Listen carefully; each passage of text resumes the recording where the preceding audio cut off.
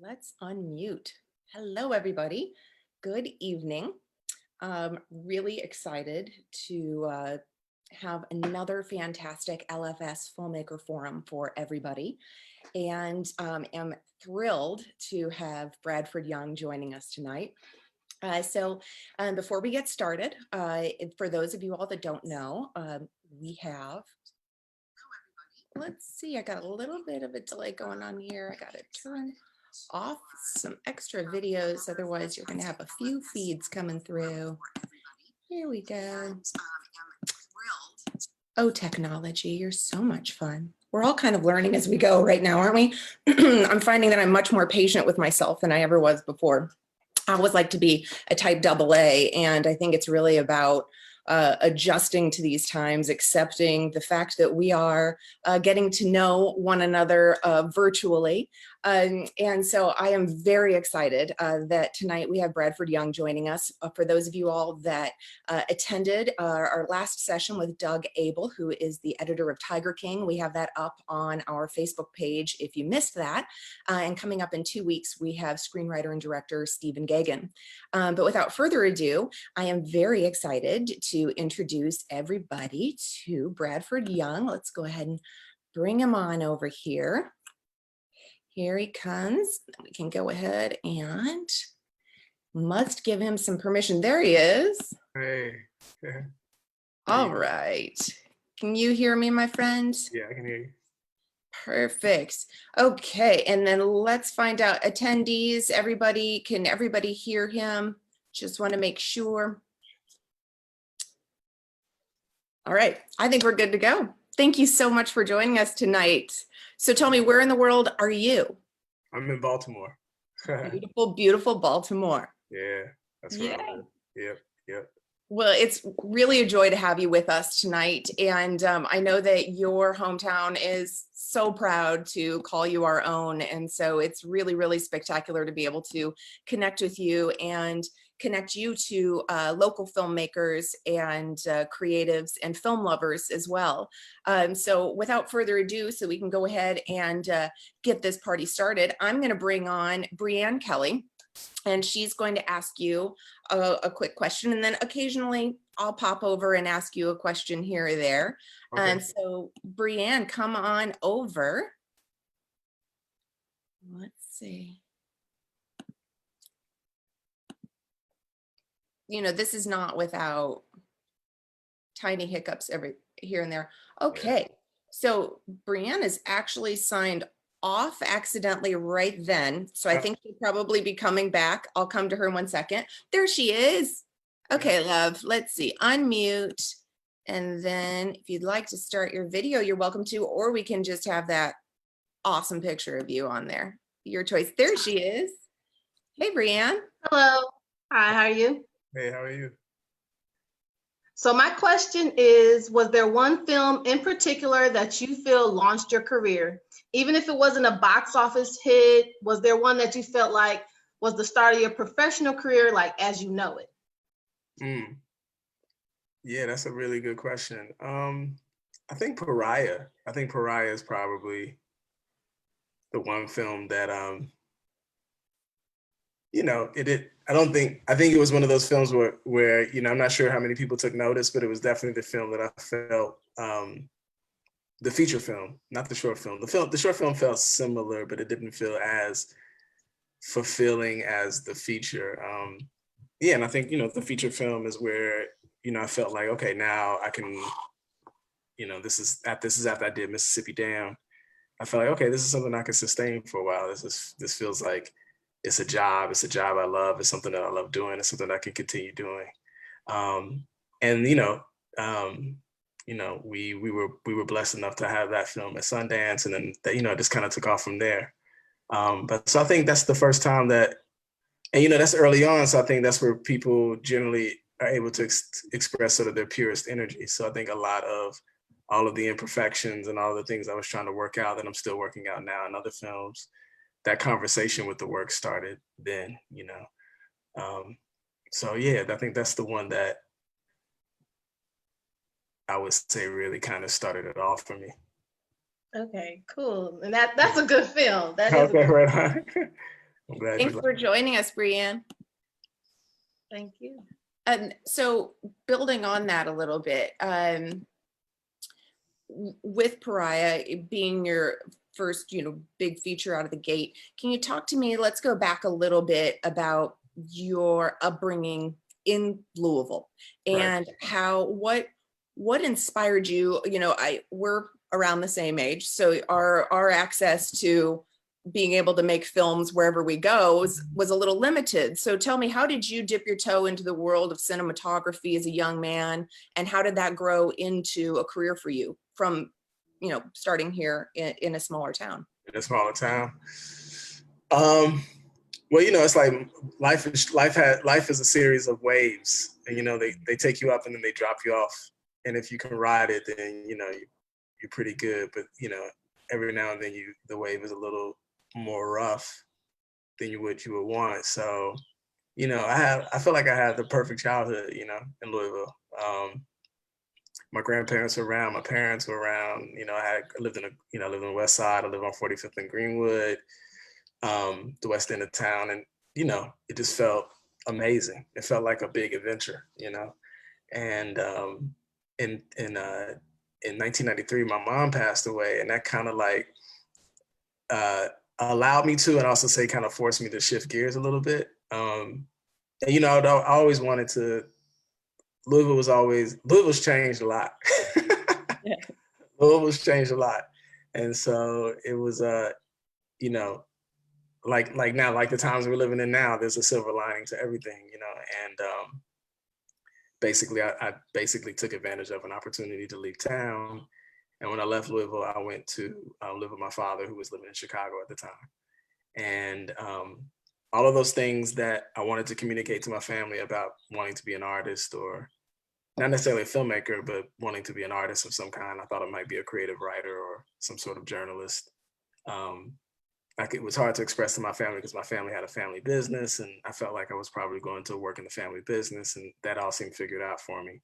And but once I went to Chicago, I was kind of free from that obligation. And Chicago at the time was a really interesting town. It was a lot bigger than Louisville, and there were already young people my age that were full on practicing artists. So it was the first time in my life where I really got a chance to soak in all of that young energy from folks that were constantly making art full time. Many of them not going to school. Many of them at the time were graffiti artists and spent a lot of time on the train, tagging up trains. Not me, but and a lot of folks involved in the hip hop community in Chicago. So it was a really great time to be there. And when I left Chicago, I went to Howard University in Washington, D.C. And that was really where everything kind of started. The film thing really fell on me then. I went to Howard thinking I was going to be, like I said, a creative writer of some sort. And I literally was kind of meandering, sort of lost, walking through the School of Communications. And a good friend of mine, Monterey, Missouri, who's now a good friend. I didn't know her at that time, but she just walked up to me and asked me where I was from, what I was doing, and told her I was from Louisville, Kentucky, but came there from Chicago, and I was just trying to be a writer. And she quickly told me, "Oh, no, you don't want to be a writer. You want to be a filmmaker." And she led me to the Howard University Film Organization. We call it HUFO, the Howard University Film Organization office. And just like it was the first time. Again, it was mirror Chicago a lot. It was a lot of young people in one room who looked like me, who were thinking about the same things I was thinking about, who had similar interests. They were all reading the same books that I wanted to read. We all had shared similar politics. But the thing that was real clear is that everybody in that room was very smart, and everybody was very much into making film. And that was really interesting for me because I didn't know what filmmaking really was. I knew there was, of course, we had proud Black filmmakers in the community. We loved Spike Lee, we loved John Singleton, we had all of that, but there was a whole other layer of Black filmmakers that I had no idea of. And one of them was actually teaching at Howard. His name was Haile Garima, and he had released a film the summer before I went to Howard called Sankofa. And it really kind of was swept over the community in Chicago. It played at the Hyde Park Theater, movie theater, and it was a community event, and everybody went to see the film. And I didn't realize he was teaching at Howard. So I just found myself at his office one day, just knocked on his door and introduced myself. And the rest is kind of history. You know, he really kind of cracked open my whole understanding about what film culture, what art films are, what African cinema is, what third world cinema is. You know, I didn't realize that, you know, Africans on the continent were making films. I didn't realize that Southeast Asians were making films. I didn't realize that there was something called Chicano cinema. I didn't realize that there was an independent American film movement before, you know, before there were big studio films in the 1970s and the 1960s and the 1980s. There were filmmakers who were fiercely independent and worked around or within the studio, but also worked independently and made films. I didn't know about Jim Jarmusch. I didn't know about you know, I didn't know about the Ang Lees of the world. Those were all sort of, I didn't know them. You know, I'm an American kid. I was an American kid brainwashed on Steven Spielberg. So for me, it was just a whole world cracked open for me, and that really sort of made me realize the evolutionary potential of cinema, because I got to see how much it played a role in the changing of the guard in many of the parts of the world that I wanted to visit. Africa, Latin America, films were used, Cuba, films were used to spread the word of the people. They were used to spread propaganda of the people. They were used to mobilize the people. They weren't just used as pieces of art that, you know, we go to the film and eat popcorn and sort of escape our current reality. You know, they were actually used to make change. And that, you know, when you're 17 years old and you've lost a parent and you're off on your own and you are trying to formulate your own identity, films that are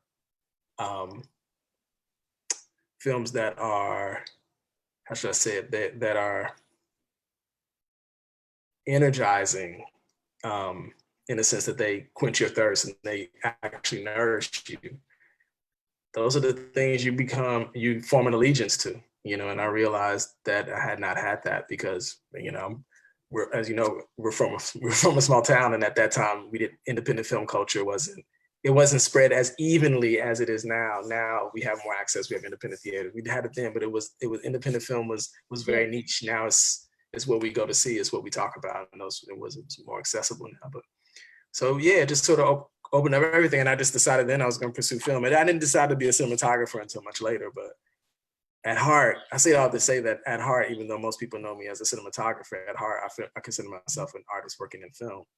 And it all started really, and it started in Louisville. And I'll say this too, and I know I'll keep it brief, but it started in Louisville because even though my grandparents were, as you probably know, I come from a family of morticians, and even though my grandparents were entrenched in the business, my family, my aunts, my uncles all worked in the business. In order to be a good mortician, you have to have an understanding of aesthetics. You have to have an understanding of form. You have to have an understanding of the transformative power of adornment and beauty. And so you're giving people an opportunity to bear witness or see their loved ones in a way that they are familiar with but haven't seen before, and it's your duty to create an environment and a space where that feels welcoming. And that's what film is about. It's about design. It's about, and creating a welcoming environment is always about the smell. It's about the wallpaper that's on the wall. It's about how pastel the seats are. It's about how the seats are organized. It's about how the flowers are laid out. All of that is about making a scene, right? It's about creating a scenario so that the audience, who are the people that come to mourn your loved one, the audience can bear witness not just to the body, which is also, believe it or not, it's a former capsule of a spirit, of a soul. So it is also an object at that point. It's not the person, it is an object of the person, and that object is perishable. And so we don't look at bodies as the person, we look at them as a representation of the person. So if you look at it that way, it's an object, it's a place, it's a thing of aesthetics. It's a thing to look at and understand and appreciate and touch, feel, understand. And so all those things played into my understanding of style, aesthetics, form, shapes, balance, symmetry. It all started there. That is incredible. I mean, I don't think I ever would have seen kind of the parallel nature of Mortician and a filmmaker. And right there, it just was like, one of those moments where you're like, absolutely, setting the scene. And a question that kind of has to do with that in a maybe more business side of things is, do you think coming from an entrepreneurial family helped you realize your potential and kind of your own motivation to be able to go on the road less traveled? Yeah, I think so. Yeah, I mean, you know, when you're young, and you know, my grandfather was a very pragmatic, very business orientated community member. You know, my grandparents gave a lot and continue to, you know, even though they're not around, they left a lot of things behind to still make contribution to the community. And what, you know, one of the things that my grandfather and my grandmother understood was that people in the community trusted them, and they trusted them with a certain level, that they would bring a certain level of dignity and pride to the business that they ran, and that they were willing to pay money and support them and support the business because they knew their dollars were valuable, and that they didn't want somebody to take advantage of their dollars by doing half the work. So they knew that 80 Porter and Sons, they would give them 100%, if not more, if they paid for the services. And so as much as it's a blessing to receive something from somebody, it's also a blessing to give. And so I think my grandfather felt a need to give, and that giving, he knew, wouldn't come from just words. It also had to come from your actions. And so it's hard for me to build a bridge between my ethical moral barometer and the bridge it builds to my financial, economic, monetary quest and value, you know. And so I know that they seem far apart, but I think when you think about how we earn is directly connected on to what we do, our integrity, which is always, integrity is that thing that you do when people don't see you, right? And so it's how we built those bridges to between the two. So as a young person, I thought they were diametrically opposed. There was money, which is grossly capitalistic and egotistical and bad and poisonous. So I put that to the side. And then there was art, which is this other thing that seems grounded, anchored, and pure. But, you know, both require balance. They both have a relationship with one another.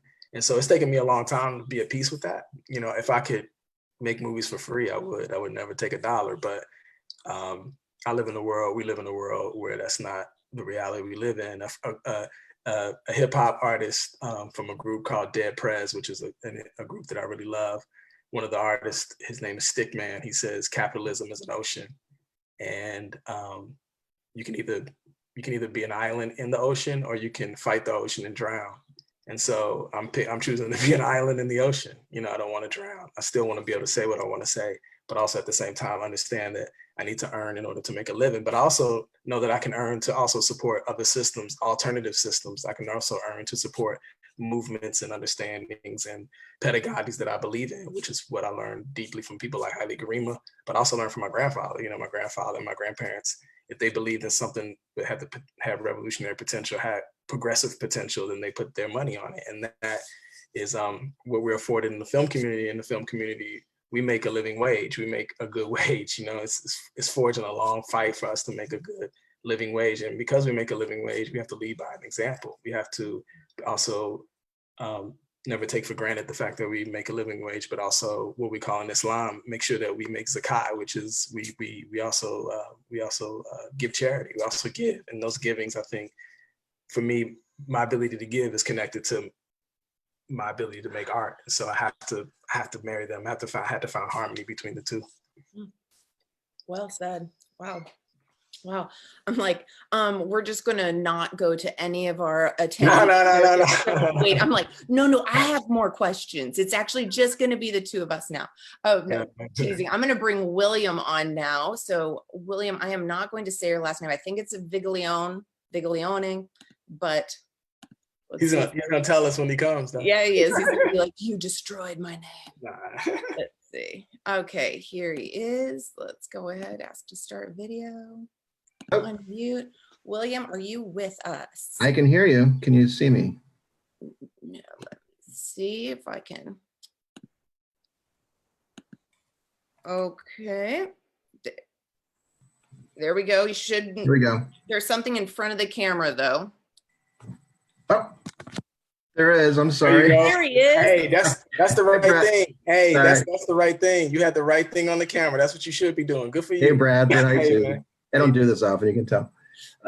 Congratulations on Arrival. Oh, What a thank you. great movie in so many ways. My question, that movie kind of touches on some really heady philosophical and ethical questions for sure. And my question to you is, were there any interesting conversations between you and Denis and Amy and Jeremy as far as how the characters related, knowing what Amy's character knew, Right. in the given scenes? I'd be Right. interested in knowing that. Yeah.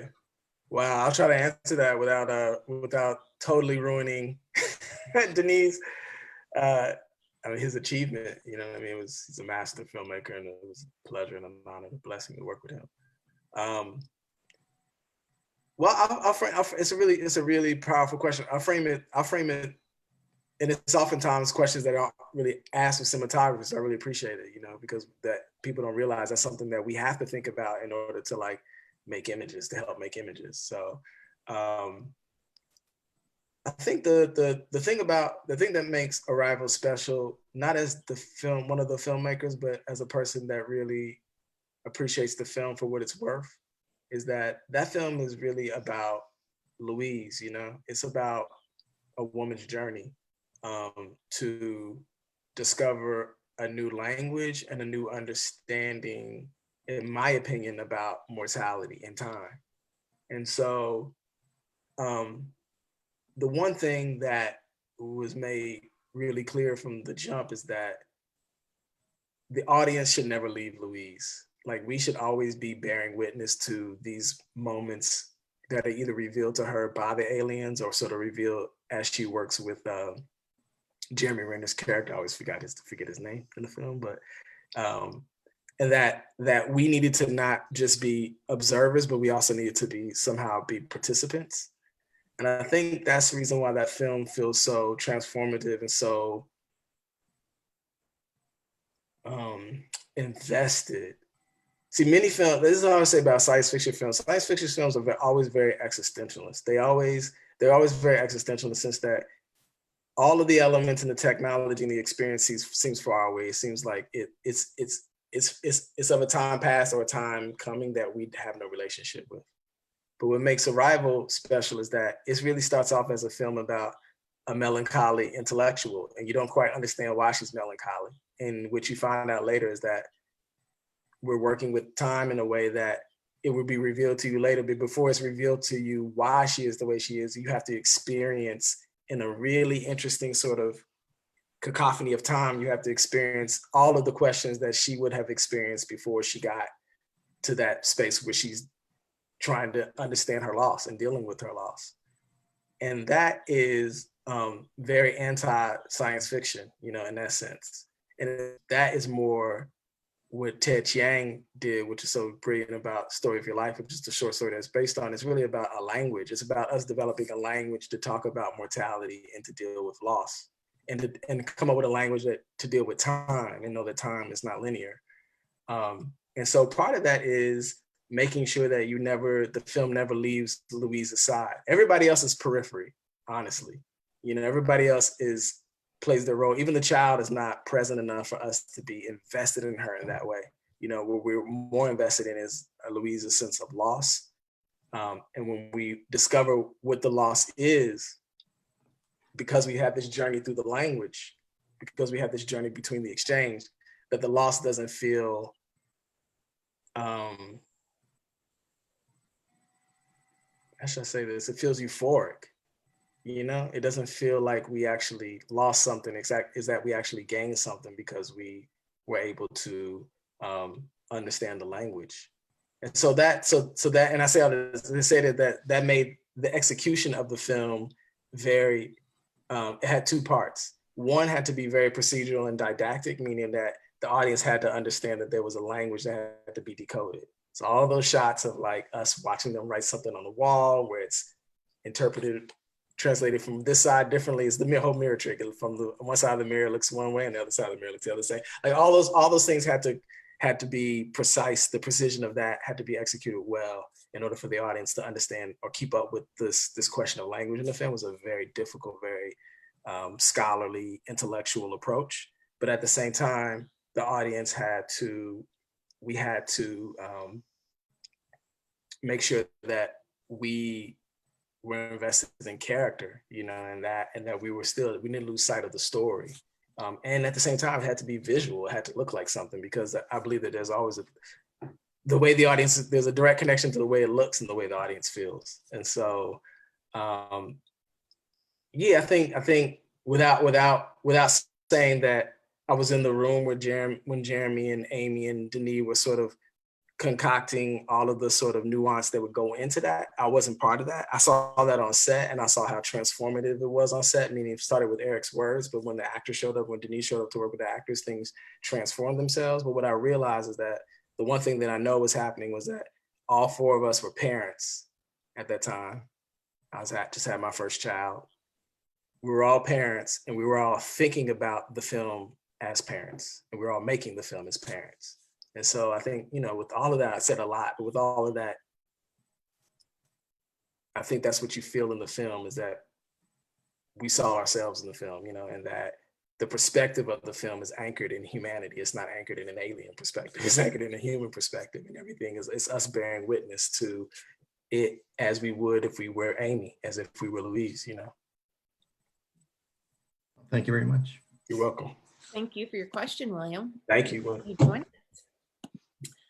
All right, beautiful. All right, Bradford, we're going to move along to, I believe it's Juris Johnson. Let me go ahead and pull you up. Juris, I'm going to bring you over to panelist. Let's see.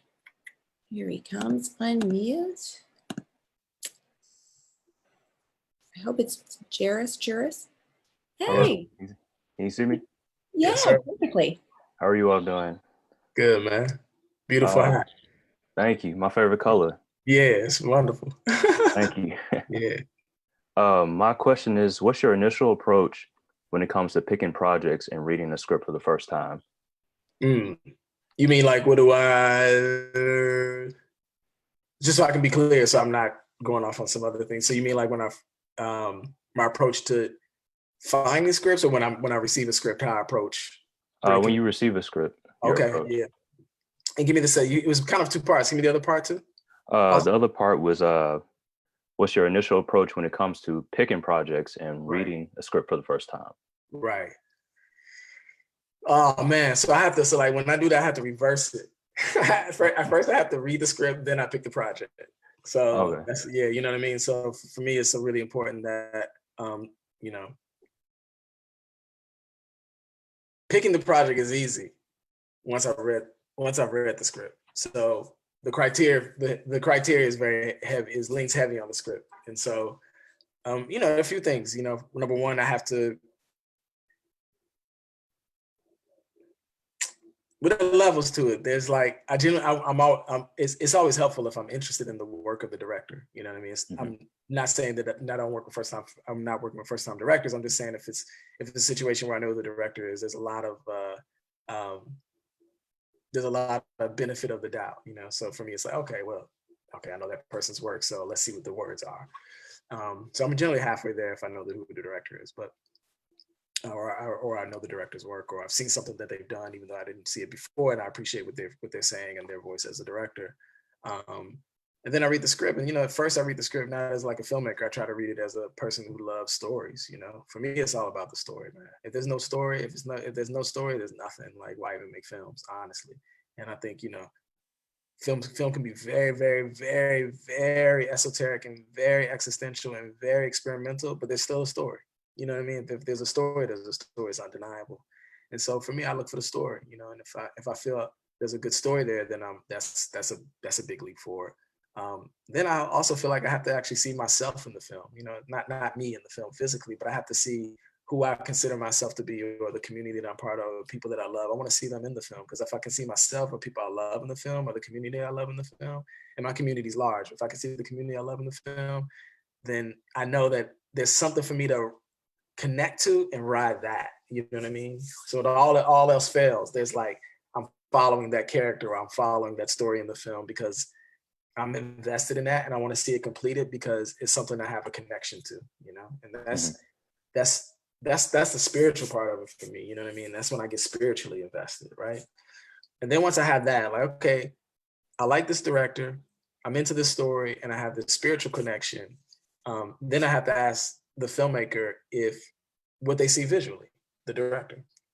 You know, what do you see? Oh, I see this. I see, you know, maybe it's a tone. Maybe they don't give me lighting cues. Maybe it's about a painter or a photographer or tones or a song or a poem or music.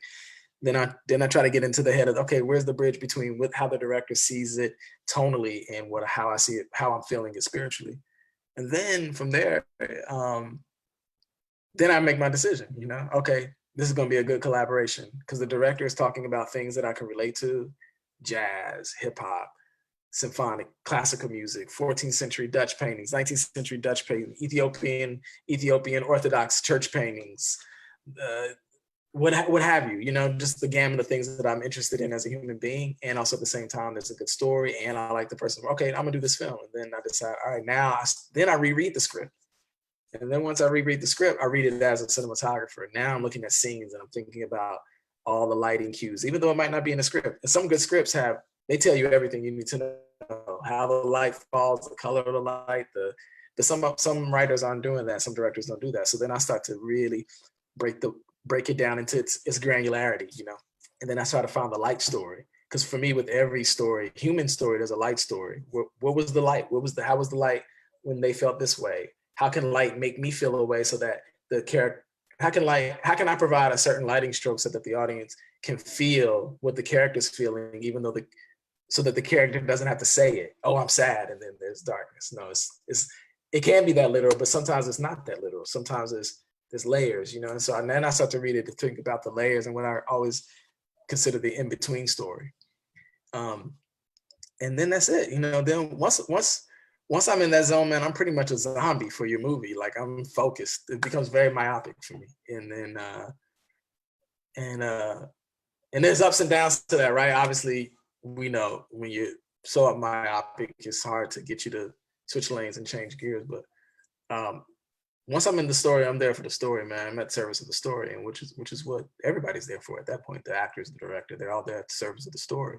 And once I feel like I'm that participant in that movement, you know, because oftentimes I'm later, so I have to get into the movement. There's already a community, an inertia that's already moving forward that I have to get into. And so once I feel that way about the film, once I feel that way about the story, and I feel like I'm in the community, I'm part of that rolling ball, then, you know, it's pretty hard for me to like go another direction. And that's it. And that's usually works out, you know, and everything doesn't always pan out the way you want it to, you know. You go with it's very scientific, but it's also just very emotional. You know, you form a hypothesis and you feel like you're going to answer the hypothesis, and at the end you might not arrive at an answer. You know, you may find out everything that you thought it was going to be, it's not that. And that's part of the education, and that's part of the learning, and that's part of the wisdom you gain from making more and more films.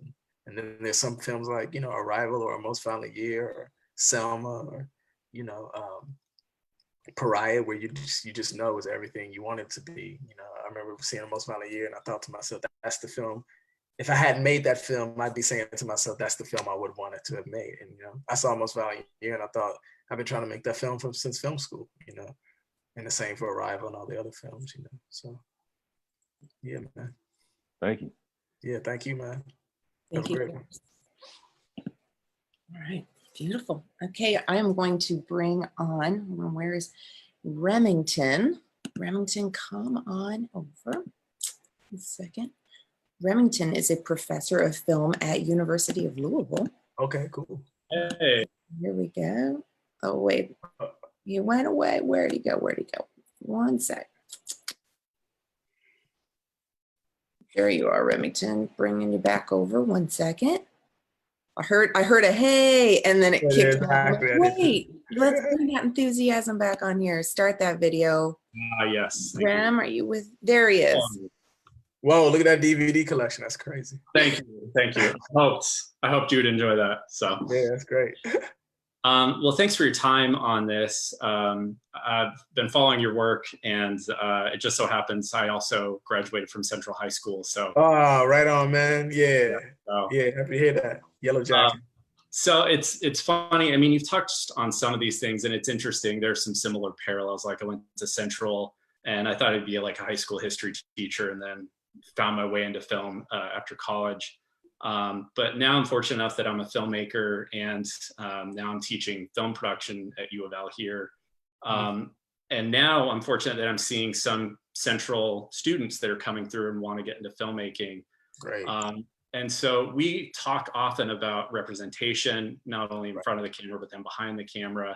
And so for any of those students that are coming from Central that I'm seeing, you know, what types of advice, encouragement, those types of things for folks who are getting into what's predominantly, you know, a white industry. So. Yeah. Wow. Poking the bear, boy. Poking.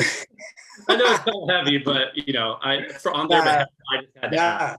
It's an important question. You know what I mean? I think this is a question in these forums. At least one person should ask this question, if not everybody. You know, I think it's something that requires many, many years of work, and requires us to do work outside of the film industry so that the film industry can change. It's like the film industry is trying to tackle a bear that it is ill-equipped to tackle, because it's only a byproduct. So all of the things that we dislike about the film industry with regards to representation, representation, honestly, I don't have to go much further than that. Yeah. It stems from a systemic problem of representation in every stroke of our society. So once we admit that, then the film, you know, I'm trying my hardest these days to not. I'm trying to have a counter conversation. I'm trying to pivot a little bit these days from stating the obvious. You know, we know who the problem is. We know who's in power. We don't have to keep stating that. That's very obvious, right? Anyway, that is obvious who that is and what the problem is. I think what I'm trying to do, because I do it to myself every day, and I try to do it with my children, and my wife and I try to do it with our children, and that's representing the community that I live in, the place that I live in. You know, I live in LA, I don't live in New York anymore. I chose to live in Baltimore because I wanted my children to grow up in a town, in a neighborhood, in a community where I felt like some of the values, some of the things I believe in as a Black citizen in this country called America, some of the things that I still hold valuable for myself, and I'm hoping that my children will still hold valuable for themselves. I brought them here because of that. And one of the things that happened when I moved to Baltimore is that I realized that the center of the universe didn't evolve around all of my problems. You know, it didn't evolve around all of my complaining about all of the big brother, big hands that are sitting on top of me in the film universe. There are a lot of people in Baltimore who are prolific, profound, independent, free thinking filmmakers who don't have a question, who don't have a problem of representation. And that world in which they make films is their world. You know what I mean? Like they have no desire to stretch beyond the community in which they make their films, and they're empowered to make films, and they have a community and an audience that celebrates their films. So what else would you want as an artist? I'm able to make my film. I'm afforded to make my films. I live in a town where it's cheap enough and it's affordable enough for me to practice my art, and also have a built-in audience here. You know what I mean? And that nobody questions my story and nobody questions my distribution model. So when I came here to Baltimore, I realized that I had a lot of soul searching to do for myself, because all the things that I thought I didn't depend on, I really do depend on, and all the people that I admired and I really think are profound artists of their generation are not even in conversation or even thinking about the things I'm thinking about. And so I think, you know, the thing for me is for us to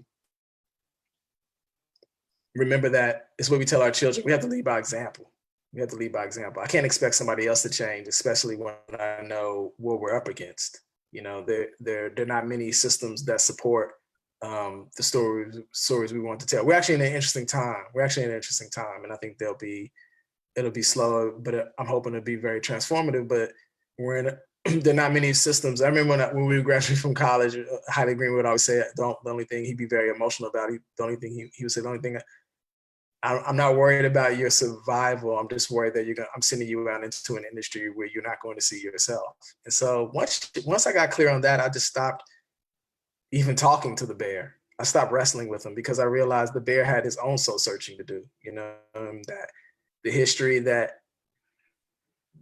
the version of history that says that I'm inferior and that I don't deserve what every citizen of this country deserves. There's the same history that they believe in as well. And so if I have trauma, they must have trauma as well. You know what I'm saying?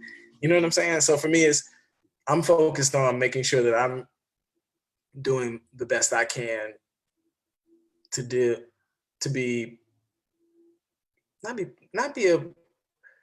I want to be the mirror of the thing that I think is most valuable, which is this. We make films together. We get all excited about it, and then we submit our films to Sundance. And then Sundance invites us out to Utah, and they prop up the director. They say, this is the artist that made the film. And it's true. If without a director, there's none of us, right? And we all know that. And that's the reason why we show up, because we believe in the director's vision, we believe in the story. Without the directors, we're not there. So we go to celebrate. And the first thing the industry does is they come in with their big grappling claw and they pluck the director out of the community and they send them off to Hollywood and say, oh, sorry, we took your director away from you, and sorry, now you can't come with them. You can't go make the King Kong, or you can't go make the Godzilla or the Star Wars with them. I have everybody they need, and they don't need you anymore.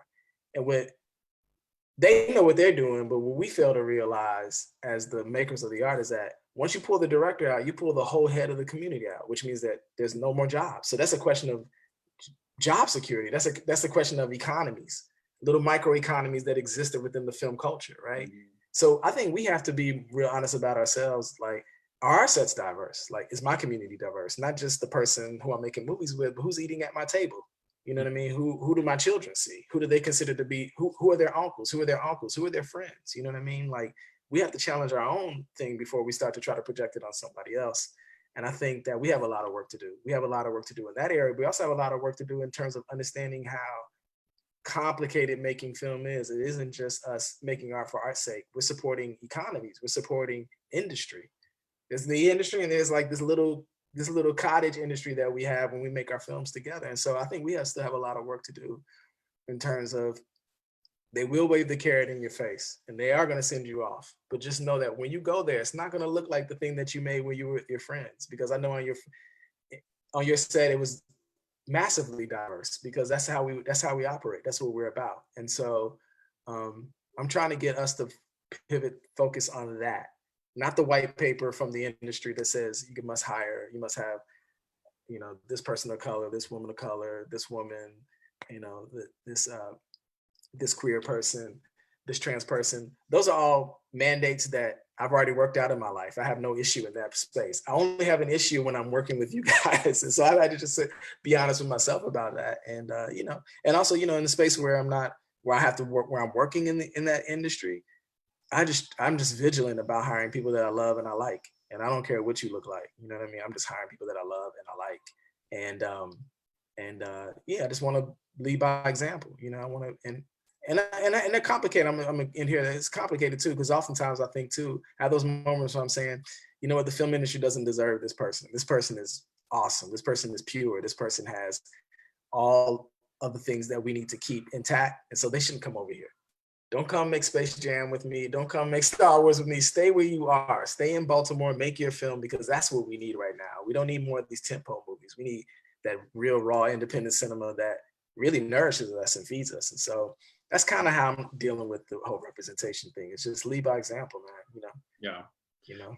Well, thanks for that. That is something that I try and underscore, that the benefits of shooting here in Louisville is that, people are excited about film when you're making stuff here. Use your network, your community, your family to build you up. And if you want to go somewhere else, you can, but hopefully you'll come back. And yeah. We're reading Robert Rodriguez, Rebel Without a Crew, for that, like, just do it. Right. So, and that's why I wanted to come back to Louisville and decided to teach, was to hopefully help nurture that same thing. Like, let's just make stuff here. So you're underscoring some of my teaching points. So I'll be sure to share with my students if they didn't catch it. So thanks for your time. I appreciate it. Yeah, thank you. Yeah, thank you for the question. I appreciate it. No problem. Thank you, Remington. Now to switch things for more of like the philosophy of films. Of course, we have a bunch of ACs and DPs in the community that are like chomping at the bit, like camera questions, lens questions. I'm like, oh, we got to geek out here for just a second. All right. I'm for it. So I'm going to go over to Jeff Stortz, who's one of my favorite ACs in town. and he's gonna come on over here. And let's see, unmute. Jeffrey Stortz, you with us? There you are. Yeah, hey. What's up, How's Jeff? it going? How you doing, man? Good, good. Total honor to be here. I'm a first AC in town, and like, it's just, I really, really admire your work. So like, I it's really appreciate it, cool. man. Thank you. Thank you. Yeah, Thank you and- for your work, man. Thank you for your work. yeah, thanks. Try to keep it sharp. Yeah, that's Uh, it. Hey, that's a big deal, bro. That's a big deal, especially with digital. Before I ask my question, I just want to say like what you just talked with Remington about. It's like dead on. Like why I've stayed here. It's like it's really important. That's super cool of you to say it that way. My question's about just like being a first AC. I work so directly with lenses, and I know how much a lens can shape story. So, what's your process with you're very like super gifted DP with lensing. Like just the emotion that you evoke in Arrival with your lensing is just like phenomenal. So, what's your process of like picking and doing the testing and just kind of living with the thing that's the set that you want to use? Yeah, no, it's a really good question. I mean, I'll say this first because this is always like the first thing I have to set up. I don't love anamorphic. So let's start there. Yeah. I don't love anamorphic because I think it patinas the story in a very particular way. And it has to be the right film. And within anamorphic, I'm a lens geek. So within anamorphic, there's a variety of very anamorphic to not really anamorphic, but they're anamorphic. They're capturing through an optical squeeze, and so through an anamorphizer. And so that's a whole thing that I only use on very specific films. And I'm happy to mix both spherical and anamorphic. Mm-hmm. And I'm happy if a film speaks to me to shoot the whole thing anamorphic, like I did on A Most Violent Year or Selma. And you can see that two very different anamorphic approaches, right? Yeah. And they came out of two different particular conversations. Let's say for Selma, at least, it was us kind of reduced. We got reduced down to a format that we didn't really want to shoot on. We really wanted to shoot black and white. We really wanted to shoot film. So by the time we got to where we could afford, we realized that we couldn't depend on a LUT. And spherical lenses, even if we shot spherical lenses at the time, wouldn't do the job, the heavy lifting of sort of like giving this patina to the film. I knew there was going to be a lot of handheld work, sitting in the back of cars, walking with Dr. King, all of that. So that, when you think about how you execute the film, you start to reduce to these things. And obviously, that was Hawk V-Lights. V-Lights are lightest at the time, not necessarily lightest, but the Cowas probably would have been lighter. But at the same time, the Cowa has a very, very particular look. And so, I didn't necessarily want to shoot the film wide open. So then you start to think about how, as you close down on certain lenses, what happens. And so we came to the V-Lights, and that's how we arrived at anamorphic versus A Most Violent Year. And believe it or not, the main part of the reason why I shot anamorphic was because I was weary about shooting 235 on the XT, and I did not want to reduce the resolution.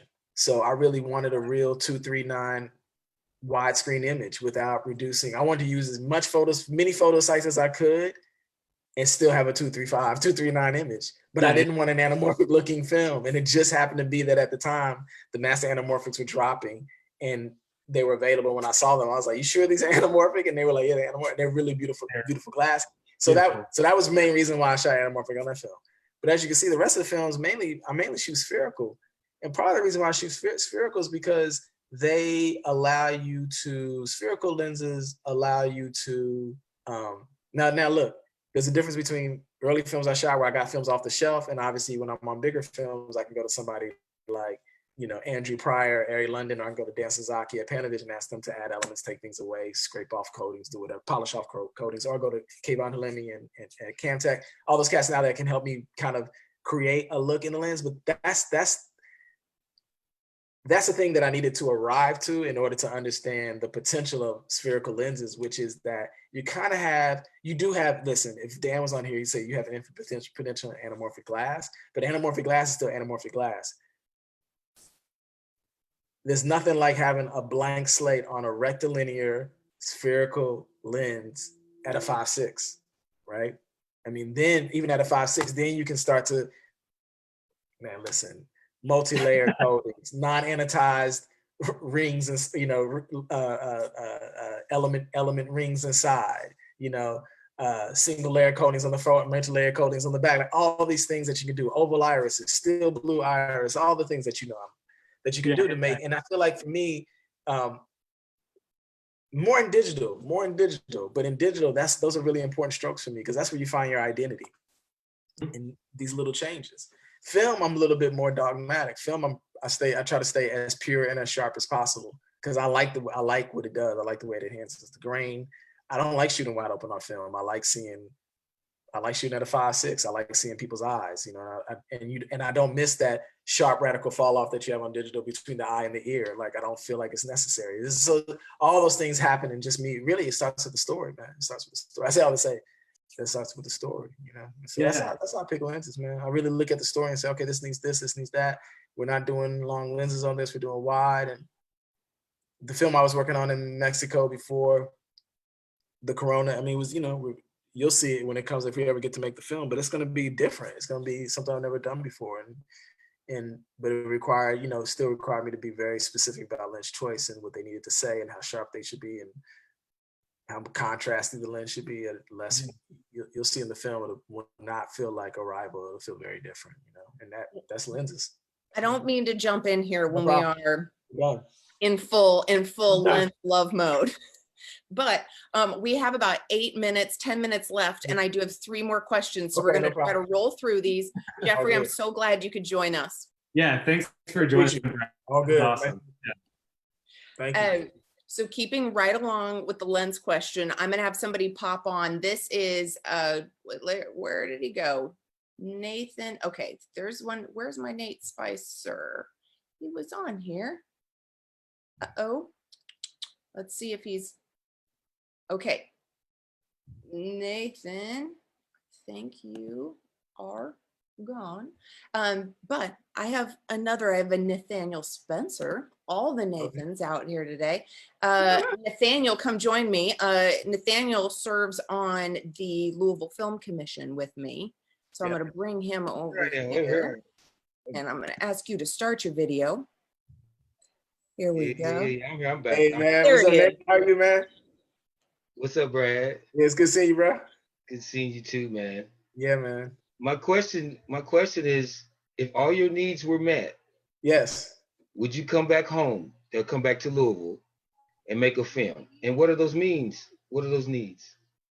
Oh, yeah, 100%. I mean, yeah, Louisville's got everything. Woods, hills, alleys, like all the great things. No, yeah, of course, man. For me, and I just need a good story, man. Good script. All right, I'm looking for it. I got it, but I'm looking for it, and I got it. All right. No, but it's good to see you, and I know everybody here is definitely glad to see you representing. And Susie, thank you so much for bringing Bradford on virtually, man. This is the bomb. What a gift! What a gift home as much as we can. Yeah, I'm there. Yeah, I'm there. If you got it, I'm there. The virtual Louisville love. Okay, so now Nathaniel and I are going to be like, let's exactly. Thank you so much for joining us, Nathaniel. Oh yeah, thank you. Thank you, Bradford.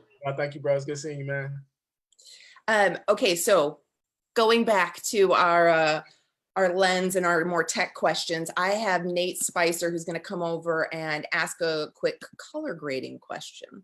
Okay, cool. Do you love how the people that are watching are probably like, whoa. So, the film lovers versus the filmmakers are like, that got deep quickly. But I think we can all geek out on some of these fantastic choices you've made in these films you've done. Let's see what's going on here.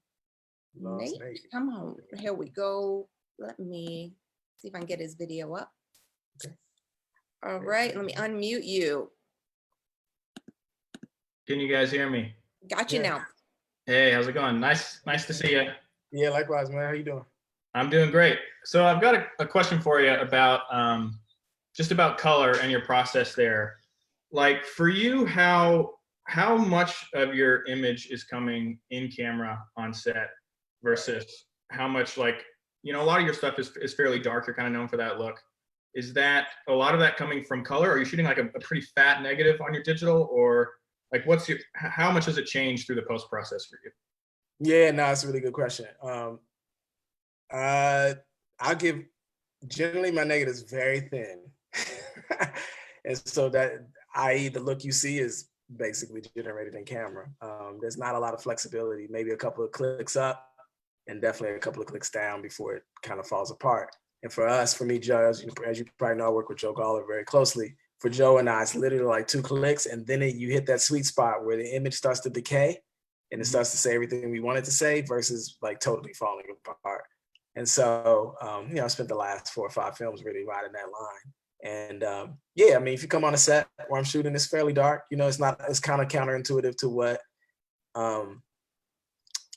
seems right for performance, but for what's real, and I'm always trying to work from that, from what's real in the story, it makes sense that, you know, the lighting shouldn't be any more brighter than what it is. So, you know, for me, it's the ability to give the actor the feeling that they're actually where they're telling the story. And then, you know, you have something like Arrival, which is very pure. Like there's not much grading. A lot of what we did on Arrival was like trying to make sure the hazmat suits weren't too orange.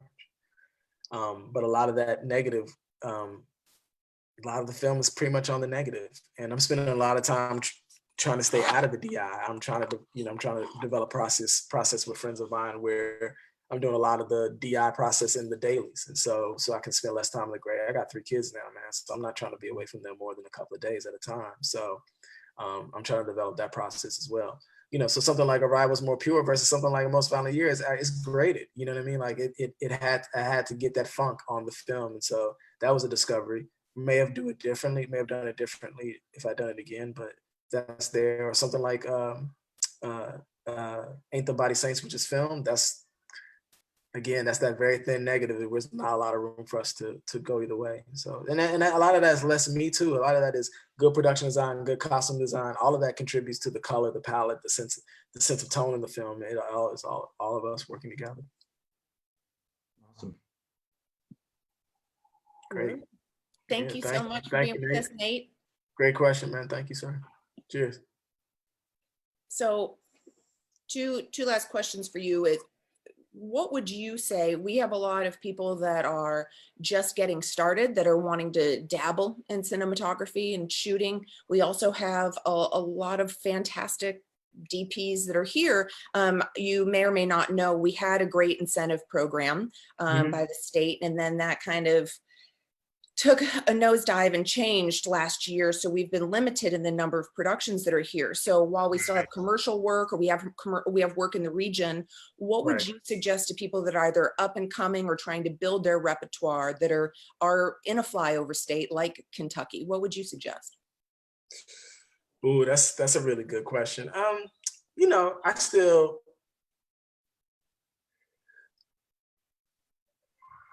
think it's 2 parts to it. I think it's, you know, I'm of the mind that like, I made up my mind not a long time ago, but a while ago, that I'm not going to wait. I'm not going to wait for movies to come to me before I start to make stuff. And so just as an image maker, I'm not talking about, I know we want to make films and then we have to satiate that feeling to make films, but as an image maker, I still have to like make images. And so, you know, for instance, you know, I keep this right. Listen, I was right there. So I keep it super close because I'm always inspired by what's outside my window, or my kids, or my wife, or the low light in my house. And I wake up early and there's always something happening that I'm photographing, because if I can satiate a frame a day or 2 frames a day, but that for me is a big deal as I wait for the next movie to come. And so I still think that, you know, we're all smart enough, or all innovative enough, that if the movies aren't coming to us, then we have to create our own. We have to figure out ways to, like, maybe we're working in stills and we're creating shows, or we're creating spaces for us to show that work, so that the conversation around our work can still go on, you know. And that's also is very helpful, because then people don't pigeonhole you as just the cinematographer. They then see you as a visual artist, and they know that you have something to say beyond the opportunity that you're given. So I think it's really important for us to just stay in practice, and God willing, the incentive comes back and you can be back on set. But until then, find ways. Like this right now is, you talking about something sort of democratizing the whole process. Like I'm just like every other DP in the world right now. Like I don't have a job.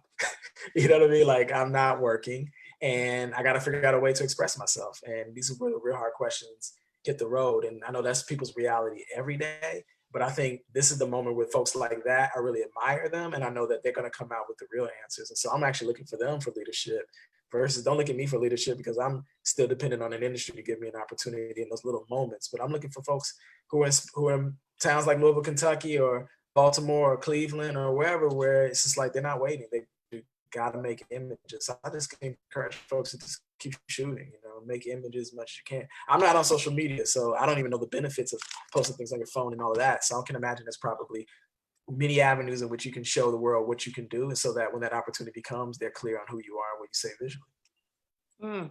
That's beautiful. And what a perfect way to end. I was going to ask about what you were doing during isolation, and that answers that. It's continue to capture, continue to create, be inspired anywhere you can.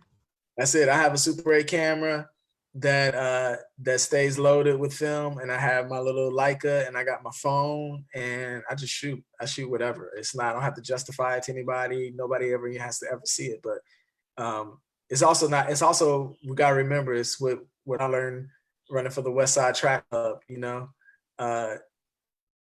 It's about beating your personal best. It's not always about beating the person on the track who's running next to you. It's about beating your personal best, your own timing. And so you got to have perspective on that as well. So I'm always trying to find an opportunity to make a better frame than the last one I made and make up for the ones that I felt were failures, and learn from the failures and do better next time. So you always got to learn. And you're only going to learn if you shoot. It's not, for us, for image makers, it's not theoretical. It's not in our head. We actually have to take our mind's eye and manifest it into an actual object or an actual frame itself. So you got to shoot. If you're not shooting, then you're not doing your due diligence. You're not taking care of yourself. You're not creating a certain level of security for yourself as an artist. So you got to shoot. You got to make images. Beautiful. Well, I thank you so much for taking the time out to share your experiences and your insights with all of us. Incredibly meaningful. I'm honored to have had this time with you today. Oh, it's my pleasure. Thank you. Yeah. So thank you. A huge thank you to you, and a mad love from your Kentucky home. And hopefully we can see you in person on your next trip here. I know you make it back every couple of years, so hopefully we'll all have better days ahead of us. And a thank you to everybody who is tuned in and who participated today. This will be on our Facebook page, so we implore people to share it so other people can be inspired by Bradford's words and his experiences. Get out there, keep shooting, keep creating. Join us on June 3rd for our next Filmmaker Forum. If you are able, we ask to head over to our website, LouisvilleFilmSociety.org. If anybody is able to make even a small, meaningful donation, all of them help sustain what we're trying to do as the Film Society during these unique times. Again, Bradford, thank you so much. Thanks to everybody for tuning in. Have a wonderful night. Be safe. You too. Ciao. Bye-bye. Thank you. Thank y'all.